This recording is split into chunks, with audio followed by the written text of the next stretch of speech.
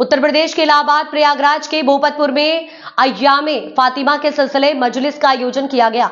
मजलिस में नबी के करीम की इकलौती बेटी बीबी फातिमा जहरा की फजाइल और मसाइब बयान किए गए। अकीदतमंदों ने बीबी फातिमा जहरा को याद कर आंसू बहाए। मजलिस की शुरुआत कुरान की तिलावत से की गई है। समाज सेवी कमर रिजवी की अगुवाई में ये आयोजन किया गया। इस मजलिस को मौलाना अय्यूब अब्बास ने खिताब फरमाया है। इस दौरान सोच खानी और पेश खानी की गई है।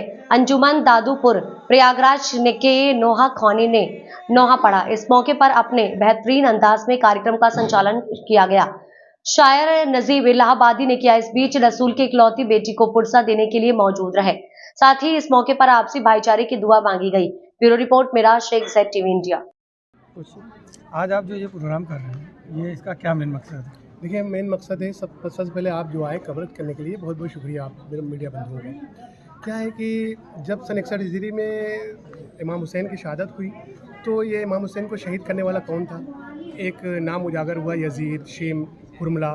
तो उसके बारे में लोग जाना, तो जानने का वजह ये हुआ कि सन 61 हिजरी के बाद मुसलमान समाज में किसी ने अपने बेटे का नाम यजीद नहीं रखा, हुरमला नहीं रखा और शिम्र नहीं रखा।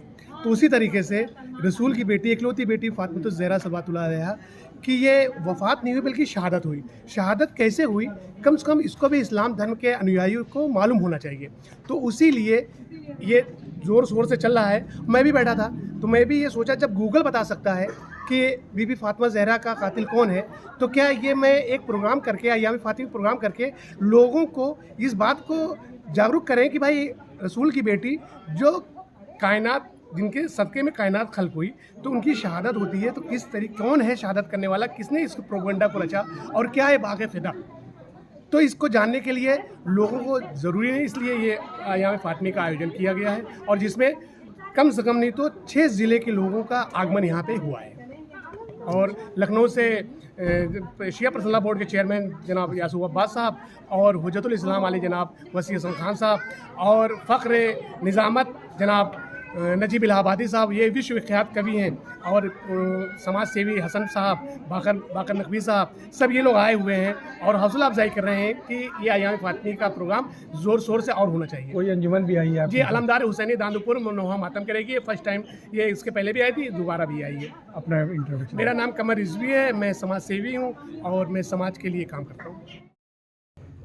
जिस तरीके में संभल और अजमेर का मामला उठ रहा है, इससे सारी मस्जिदों में कुछ न कुछ खुदाई और ये वो सर्वे करा रहे हैं, क्या कहना चाहते हैं उसके बारे में? देखिए, बड़े अफसोस की बात है कि जिस तरीके से चाहे संभल का मसला हो, चाहे अजमेर का मसला हो, चाहे बदायूं का मसला हो, चाहे जयपुर राजस्थान का मसला हो, चाहे इंदौर का मसला हो, हर जगह के ऊपर मस्जिद के नीचे से, मज़ार के नीचे से मूर्तियाँ ढूंढने की कोशिश हो रही है, उसको कंट्रोवर्शियल बनाया जा रहा है।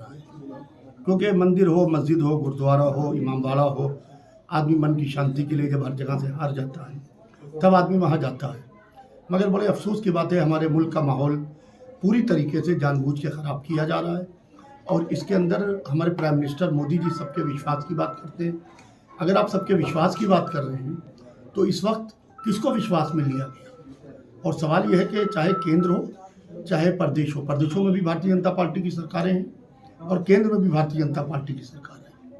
मगर बड़े अफसोस की बात है, जिस तरीके से मस्जिदों को टारगेट किया जा रहा है, जिस तरीके से मज़ारों को टारगेट किया जा रहा है और सरकार मूकदर्शक बनी देख रही है, ऐसे लोगों पर कार्रवाई नहीं कर रही है, क्या ये सिविल वार कराने की सिर्फ फिर एक दफ़ा हिंदुस्तान को लेके जा रहे हैं? इससे भाई को भाई से जुदा कराने की बात है। क्या कुंभ में भी दुकानें जो मुस्लिम और हिंदू, ऐसी कोई बात जो है उठ रही है? क्या बोल रहे हैं कि मुसलमानों की दुकानें लगी है, क्या कहना चाहते हैं? ये दुकान का ताल्लुक जो है किसी धर्म, किसी मज़हब से नहीं होता है।